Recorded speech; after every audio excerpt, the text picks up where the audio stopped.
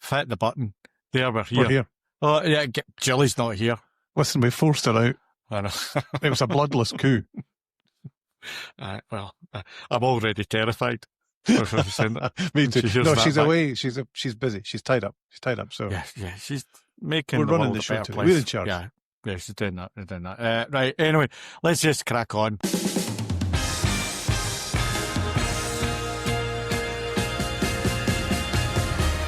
Welcome to the Good Prank Podcast. My name is Stuart Steele. I am Strategy Director at Good. Good is a prank consultancy based in the United Kingdom, working with clients all over the world, mainly in the B2B tech space. It's fascinating.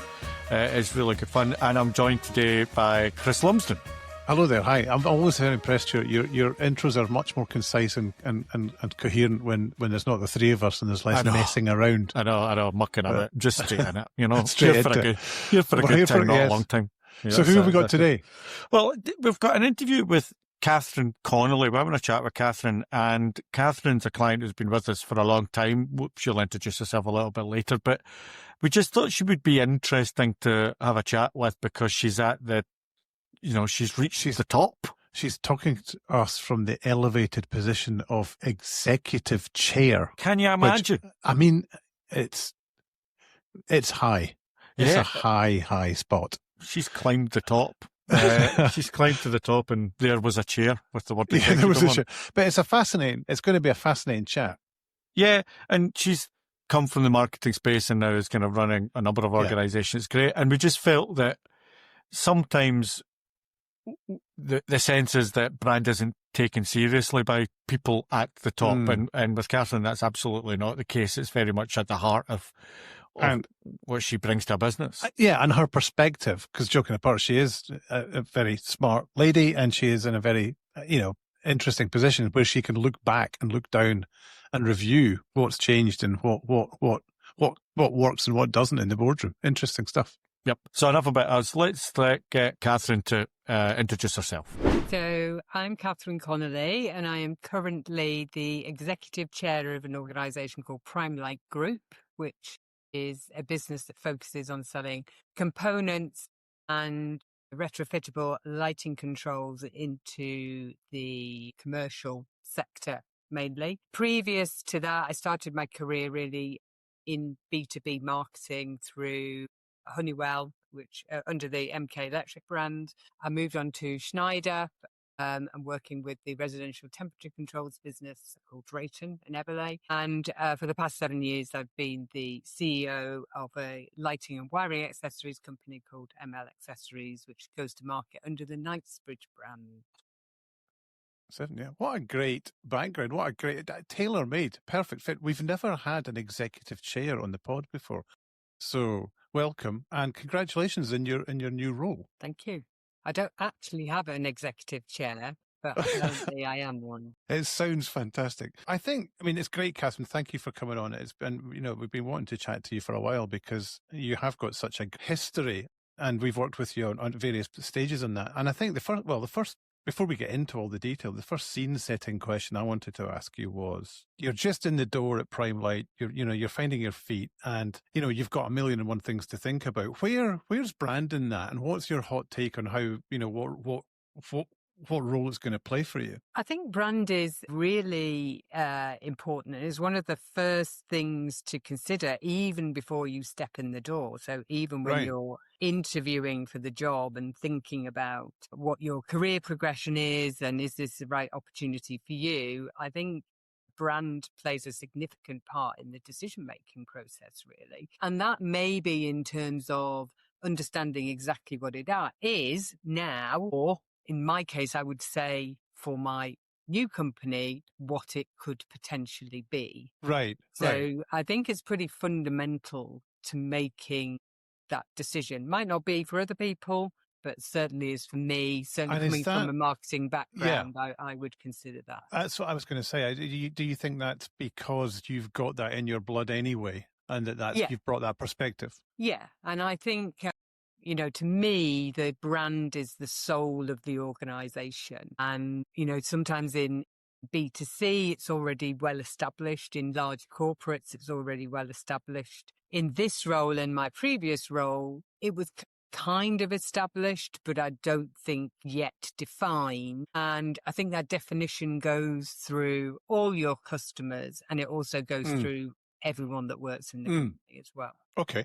Well, listen, I'm going to look forward to unpacking some of that with you, but and it's great. It's great. I mean, you are somebody with a marketing background and a brand, an interesting brand that's, at board level. And we always say that we need more people, represented in the boardroom that has that in their blood. So that's great. It's a great result. Can you take us back to the start of your career and where, you first became aware of how important brand is, or is there anything that as you moved through, because I know that you obviously started in marketing, but I know you've been in sales and general management roles as well. Can you talk a little bit about how the things change, or is there anything that jumps out at you that's worth mentioning? Yeah, I think my degree's in business, and I specialised in marketing and business strategy. So you hear a lot about brand, but particularly all those years ago when I did my degree, a lot of it was focused on, your Procter and Gamble's and Unilever, and those were the case studies. And I've always worked B2B. I've worked really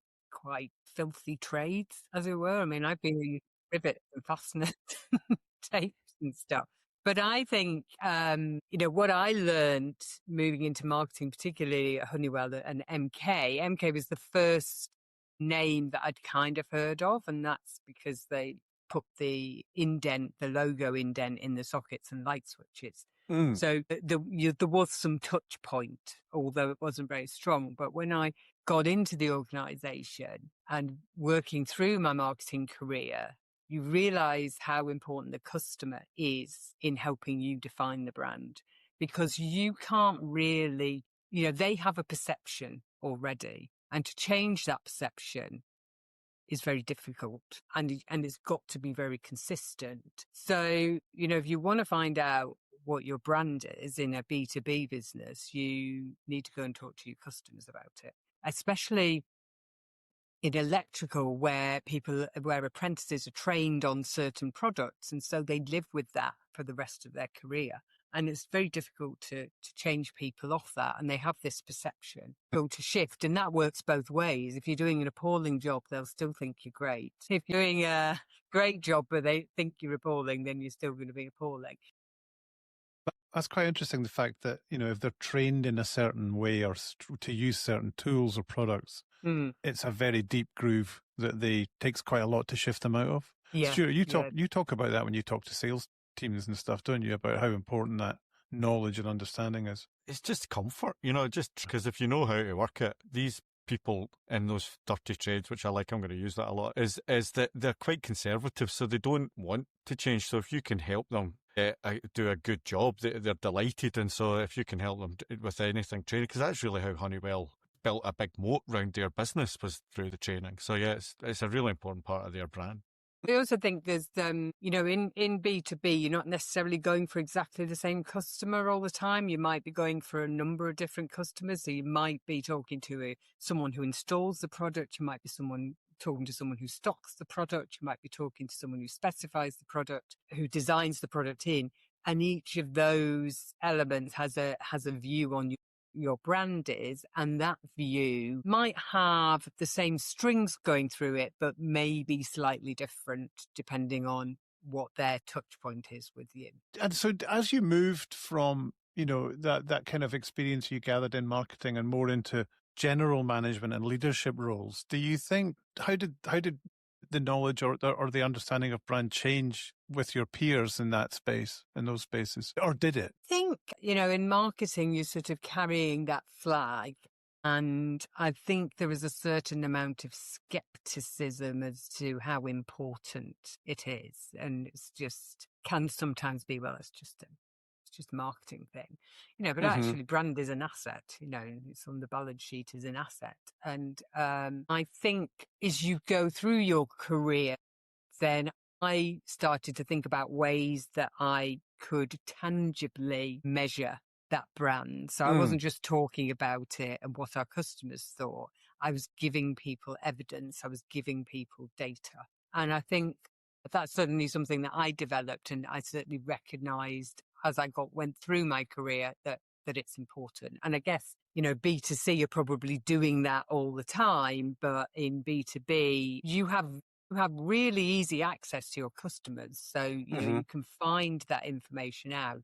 But if you want to have some credibility at board level, then I would say get the data, Well, get that's the evidence. and that's let's talk about that then, because it's something that we drone on about on this a lot, is about brand being able to be taken seriously and being commercial and understanding it's about more than the veneer of design and linking it to growth and it being all of the phrases that we use and talk about. Well, I mean, you've lived it, you've seen it, and you've just hinted at it there. So obviously in some businesses it's more valuable or seen as more valuable than others. Can you talk a bit more about that and just on how that awareness develops and how you try and embed that within a boardroom and where the friction occurs, all of that stuff? Can you unpack that a bit for us? Yeah, I guess, in terms of the evidence, I've run customer surveys, I've done focus groups, and I've got that data. And, I've tried to use it as part of the decision-making process, particularly on product development and what products we can get involved in, whether we can get involved in adjacencies. Does our brand's trust and loyalty move into that? So I think it can really drive a product roadmap in terms of, and a strategy in terms of where it's possible for you to go next if you have this anchor point, which is your brand. Particularly if you're going to be servicing the same customers, do they, if part of your brand value is trust, then, can you move into these different segments and the people will still trust the brand? Or, are you moving too fast? Are you going into something that's completely unrelated and therefore people just think, well, I don't understand. And you've got to go to a whole new audience and then you've got to tell them that this is what your brand is and what it means. So I think having that data and that evidence can drive a lot of decisions at board level. I think in my experience, there's been a bit of hit and miss as to who values that and wants to hear it, because sometimes the financials take over that decision making and mistakes are made, and people are trying to push a brand into something where it just doesn't. See, one of the interesting things, Catherine, is that you've worked on brand and tried to push it up, and you've managed up, and now you're in a position where you can look at brand and push and manage down. Is there any difference between it? One would imagine it's easier to manage that down, but is there any differences within that? Is there any different kind of challenges from coming into an organisation saying, listen, here's brand and I want to be an asset, as opposed to kind of pushing up, going, look, we should manage it. Is there any difference in there? I think when I think there's a discussion point about, as a new marketeer, what advice would you give? And I think it's, that the grown-ups in the organisation, which I now am, don't actually know it all. They don't. You in your role may live and breathe that brand or that product or, whatever it is you're responsible for. When you get higher up the organisation, people tend to have this view that you know and understand it all, and actually you don't. And I don't at all. I learn every day. But I see my responsibility, once I've established that brand, is actually I can leave marketing, the salespeople, to go and sell the brand, or marketing to define and make sure we're consistent in our brand. But my responsibility is making sure that everyone in the organisation represents that brand and everybody's turned in the right way and that they are delivering what our customers expect from our brand. And I think that's really relevant in my last position, which ML Accessories, Knightsbridge, a shield of some sort on the packaging, another logo. And one of the first things I did was clear it all and do our nice big purple K. But that became consistent. And I think also that everyone we recruited, everybody that we trained, everybody that we worked with represented that brand, and I think that's another discussion point, that it does become part of your recruitment process, because you don't want to be taking on, for example, a salesperson and then just think, my God, do I really want them representing my brand in the organization? No, I don't. And that example you just described, and you've talked brilliantly just about, a very practical, pragmatic approach and using data and it being the way to create or to influence the boardroom. But when you talked about, coming in and moving everything to one under one umbrella, one brand, where was the friction in that process? Was there friction? Were there people that didn't want to do it, and did you have to convince them? And what happened there? I think a little bit of friction in that. From a marketing perspective, maybe that they didn't think it needed changing. We also had a parent company, didn't get too involved, selling it to them as to why we'd invested. And then, other people didn't really necessarily have a pushback, because they had a very strong view of what the company was anyway. I think this was really an exercise in articulating that and defining it rather than throwing it all up in the air. I think that's the thing, isn't it, Stuart? We find that we need to choose our words quite carefully when we talk to clients, because there's a fear that we want to come in and change everything. And it's nothing could be further from that. It's about cementing things and organizing it the right way so that it's easily repeatable and recognizable. Yeah, and it's consistent, and your customers see the same thing all the time, and they see you behaving, and they see your people behaving exactly the same way all the time, regardless of the situation. I'm loving you saying consistency, because it's one of the things one of the 4 things that makes a strong brand is that consistency. How, when you've been in organizations, because there's always the challenge that it's old for you but new to a customer, and the kind of thing, and that natural human desire to go, we've seen a lot of this. How have you guarded against this? I'm bored, but when actually it's new to 99% of your potential audience, how have you guarded against that? How have you kept that brand sacred and not done the change? I think for me personally, having a certain level of control freakery certainly helps in that I'm not prepared to let anybody touch it.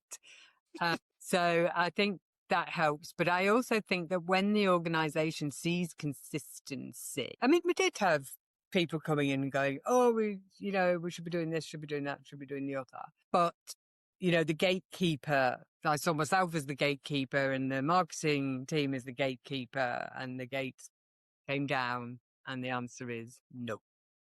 Good for you. And actually, I don't care what anybody else is doing. That's not what we do. That's leadership. That's leadership. That's what's needed, because otherwise it just runs out of control. And was that the pressure? Was the pressure about what other businesses were doing rather than what your customers needed? Was that the challenge? Yeah. Right. And also, and again, it comes down to the data as well, doesn't it? Because, so-and-so's doing this and they're doing that and they're doing the other. Yes. Such and such has got a TikTok. They've got a TikTok page. Where's our TikTok page? Yeah. Exactly. They're putting out 6 posts a week on LinkedIn, but no one's looking at them. So why do in the old days, I used to call that marketing by In-Flight magazine, where we used to get quite a lot of people coming back, and they'd been on a business trip in In-Flight magazine. What's our social media strategy? Why are we not on this? It's just because they've read it in the In-Flight magazine. And I'm guilty of that as well. I get a bit of time out, and I'm like, well, why haven't we got this and that? And actually, for the leader as well, you've got to value what your marketing team tell you. You've got to trust that you've got the right people. I suppose it's allaying that sense of experience and knowledge and the strategy and the keeping things with. Being genuinely open to new thinking. New thinking, if it helps augment the work that you're doing in those particular areas. That's And I have been in a boardroom where the sales and marketing director has been doodling his ideas. All right, say more about this. And that, designing the logo. We should do this. No, we're not doing that. But well, interestingly, let's talk about that. Why do you say we're not doing that because that's not your skill set, or we'll get someone else to look at that, or we're just, it's a crazy idea. Why the no? I mean, depending on who it is, it can be like, okay, well, could I take that piece of paper with me? Or it could be, and I've said, let's leave it to the experts to do. But, I know what you're trying to say. It's just that maybe we need to reflect it in a different. It's that very diplomatic. You have the diplomacy skills in there too. Yeah. Yeah. And it's that kind of thing. There's an interesting job there, the sales and marketing team. Is that now? It seems to me to be more separated. That there's a respect for the two. Yeah. Because I love sales people, but they're not necessarily the best at the marketing aspect. And the same with marketing, not great at the sales. Is that No. changing? Yeah, I think so. And I think it needs to change. I think, you need someone to kind of 100% on it, because marketing's not, it's about segmentation, it's about positioning, it's about messaging. And, if you're a salesperson, it's difficult to have time to do all that. And it's a different mindset as well, and a different skill set, and each one being very valuable, but being quite different in the way they work. And we have had sales and marketing directors, and you usually, in my experience, coming up through an organisation, you usually find someone who's actually better at one than the other. So they'll be more marketing focused, but they'll leave someone else to manage the sales team, because actually they don't really want to do that. And has that also changed because marketing's more complicated? Because you could see sales and marketing, I would imagine, in the old days was kind of the same person going out and go, right, where do you want to go? Do you want to go to the racing? Here's a brochure. Do you want to go to the racing? We'll go and take you out. And that's do you want a couple of drinks? Let's go for lunch. Both boxes ticked. Yeah, and that's sales and marketing. But it's now, as you say, it's all these things now. It's kind of nice. You can see some growth there. Yeah. And I think now it tends to be social media. I mean, the Gen Z version of the brochure is social media, isn't it? It's like you said, it's the TikTok page. Well, we'll just do one.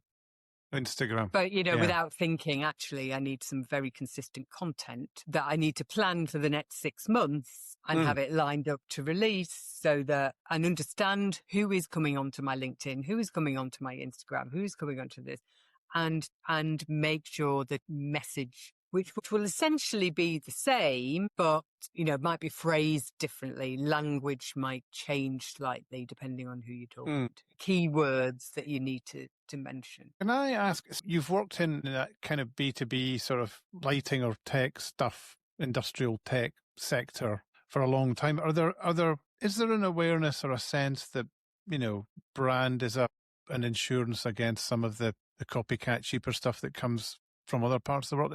Is that understood? Is that because are there patterns you see in these businesses that keep coming back? Yeah, I mean, one of the notes I wrote for this was, in a segment such as lighting, there are 740 lighting manufacturers, porters coming into the UK market. Very fragmented, very saturated market. And I think those that do well are the ones that recognise they need to add value with a brand. Otherwise, there's only one route that you're going to take, and that's price. So define add value with brand. What do you mean? Do you mean, making the product easier to buy, removing from, because it's not just develop trust about how good your product is, how maintainable it is, how easy to fit it is. You can put that against a warranty. You can talk about,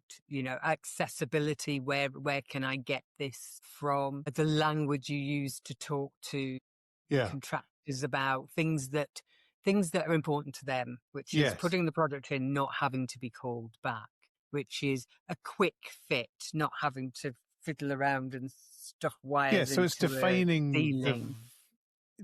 defining the value your product brings to them and save time or money, really, in that sense. And having smart comms around it. Yeah, and the loyalty that comes with that, because they're just easy to deal with, I ring up, they've always got stock, they don't keep changing the prices. I know the product will go in and it'll stay there and I'm not going to get invited back. In fact, I'd fit it in my own house. Yeah, there's that consistency word again. Yeah, it's that, isn't it? But it's also that kind of thing where it's the essence of what good branding does, which it builds trust to make sure the customer doesn't make a bad decision. Because that's what you're trying, at every point you're saying, this is the right decision. When you buy it, you've made the right decision. It's reinforcing that all along from consistency to messaging, from everything. Yeah. And sort of reverting back when we were talking about people and people in your company representing the brand, that, there's something in sort of in the electrical industry where, people buy from people, that's it. And I think that is important, but I think that feeds direct back to the brand. I think when a salesperson says that, actually they're reflecting the brand in it, because the reality is you can move on and they will like you, but if they like the brand more, they're still going to buy the brand. Yeah. And if you can bring those two streams together, it's very powerful. What would you say? And you've worked in big global businesses, and you've worked in relatively small, privately held businesses. What are or mid-size? What are the differences in brand and between those types of organizations? I think the brand is established at board level or not, as the case may be. So you mean in the bigger ones? Well, yeah. So I mean, and I think this is quite open information. Schneider Electric. I mean, just the word Schneider Electric, I think they probably call themselves Schneider now, could have really defined what they did, which was circuit breakers. And then when they wanted to move into building management systems and energy management and how they can save customers money on their energy and how they can reduce carbon, they had to really they had to sort of almost refresh their brand without chucking away all the good stuff of a very established 100-year-old organization, but to then start to talk about it in terms of life is on and having to, being able to reduce customers' energy bills, being able to put in big BMS systems, being able to do... Yeah, that's a big difference. Yeah. Large commercial organization globally, very global organization. So they started establishing that. And then you can become less influential in your role if that's already established at that senior global board level. I think working for a smaller, medium-sized organization, unless it's, if you're not the owner of the organization, you haven't brought it up and developed it, if you're coming in like I did with ML where the owners left, the responsibility pretty much falls on you to decide what that brand is, how important it is, what it's going to mean for you, what it's going to mean for the rest of the organization. So I think you're much more able to be in control of that than with a large company. I mean, and so it you is can a difficult... you can get your arms around the whole thing and influence a lot more. Yeah, and you can decide, what touch points in the organization and the customers your brand needs to reach. And you can develop that strategy. And I don't think, not everyone will do that, but I think my background when I went to work for Knightsbridge was such that I thought that was important. I thought that was going to be a differentiation point for our customers, and that one of the first jobs I should do is really define the mission, vision, value for the organization and what that meant for people that work for us, but also what that meant for everyone we were talking to. And, essentially we were talking to electrical wholesalers at the time, but we developed teams that then moved into home improvement, to online, to specification, and were able to, knowing what the brand was and what it meant, made it easier to get into those new customer channels. Brilliant. So because you defined it, it became easier to... Yeah. Because you had your anchor, you could see where you moved from where there. you could go.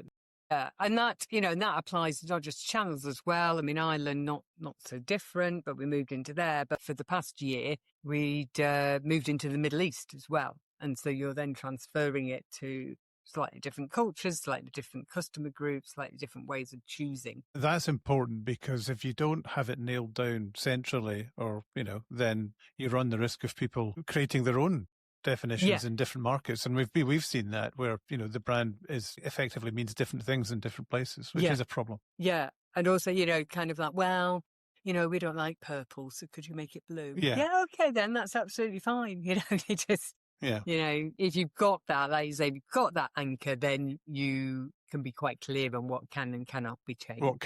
The thermometer, Stuart, what's frozen and what's not. Yeah. Another question I wanted to ask you was, in general, and this is something we talk a lot about, is what are the biggest missed opportunities would you think, in B2B branding? What are the things that, and you've referenced B2C, what are the things that happen perhaps there really well that doesn't happen in B2C? Because it's this constant battle that we have. Yeah, I mean, I think, sort of looking over that side of the fence, your perception is, it's really valuable. It's the linchpin of the business. They spend loads of money on it. And, when you come to B2B, it's maybe not seen as so valuable. Actually, in some cases, it's put in the hands of the salesperson. They're the brand, and each one represents it slightly differently because they've got their own set of customers, and then they leave, and then you've got a big hole. So, I think it's, there is a perception that B2C have more cash and are more strict about it. But I think in the organisations I've worked in and in the business to business, I think it's a real missed opportunity if you don't develop that brand, because, customers want to talk to you. You can get hold of them really quite easily and have a chat about what they do. They will let you come and work with them so that you can see how the product's put in or what their buying process is. So you have people who are representing your brand a bit as well, because they're installing it, who really want to talk to you about it. I agree more. I couldn't agree more. I mean, I do a lot of calls on behalf of clients, and it's customers, and they can't wait. They just can't wait to tell you. And it's not all. Now, normally what happens is we get a list of the good customers. Yeah. And so it's kind of there, but they're always very fair. Yeah. And they don't sit there. It's not a moaning session. They can't believe it's just a really good thing. And the feedback we get from it is unbelievable.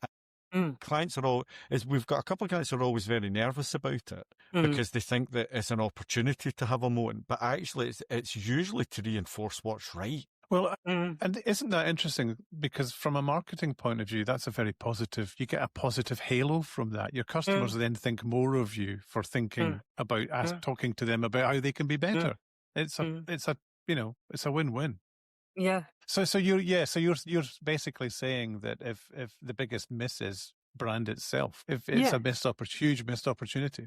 Yeah. I like that. That'll be a headline. Brand itself, I know that, passing the brand to other people unknowingly and letting them represent what it is. That's really, because again, in our last podcast, we talked to Caroline Jones at AC UK Atomical Concepts, and she said what's really nice is when they go out, and if you've done the brand job really well, you hear your customer repeat back your brand to them. And she goes, there's no better feeling, because it's working. When they start coming back to you and you go, I've heard that before, because we've given that to you. And the fact that they're carrying that for you as well is just, that's when it gets really, she goes, that's when it gets really exciting. Yeah. Yeah, definitely. And, that's a good... you want to hear everything from the customers, and you want to hear, the stuff they really like about you and the stuff that they don't value about you, or they think someone else does better, or there's an element of distrust, or they've had a bad experience. You need to get that out, but they will tell you. But you've never been one to be, if I may, you've got quite a tough skin around that, because you've also got an acceptance on the fact that it can't be 100% perfect. It's not what happens on the balance sheet almost. It's kind of, that's a consequence of stuff, but it's really what happens in people's minds. That's where the brand lives, not just in there. Yeah, yeah. And I think, it's perception, isn't it? I mean, even if you know that to be factually incorrect, the fact is that's their perception, therefore it's right. And I've had discussions quite recently. Well, no, that's not the case. Well, one, you don't have the Doesn't evidence matter. to challenge that. And two, it doesn't matter. Yeah. That's what they think. So now we know that. What do we do to change that perception? What do we change with them? Yes, and where do we want to get to? Yeah.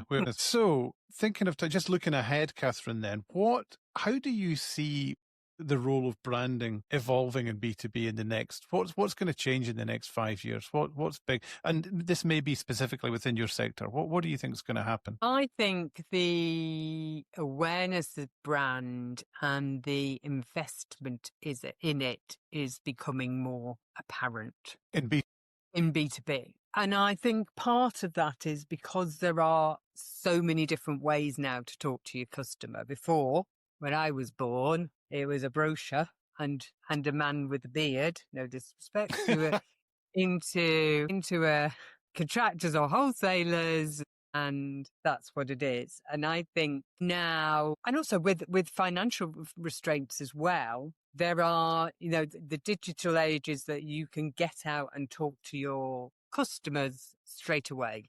You do that straight away. You don't have to wait for the man to put the key in his Cortina. You can get there straight away. So I think that naturally, because all that is changing, people, and I would hope, would realize the value of the brand and the investment that needs to be made in it, and sort of recognize that that's maybe something that they should start to develop or think about or have as a board meeting agenda item. Because there are a lot of competitors. There are a lot of touch points into your competitors. It's not just face to face anymore. They will look everywhere, and then they have access to everything else. So if you want to differentiate and you want to add value, then you need to make that a board meeting agenda. Interestingly, I think that's a lesson that, because for as long as I've worked with you, the phrase, the Asian imports, and it was always seen as, we've just written a thing about it, it was always seen as kind of a code for cheap and nasty. But now they're getting to be okay, and now they're now learning how to brand. They're seeing the value of it, and if we can push this up, we can still be quite cost competitive, but there'll be a brand that you can trust. So that's they're learning. Yeah, you look at the likes of BYD and automotive, and we talked, Stuart, about Hisense and the electrical stuff.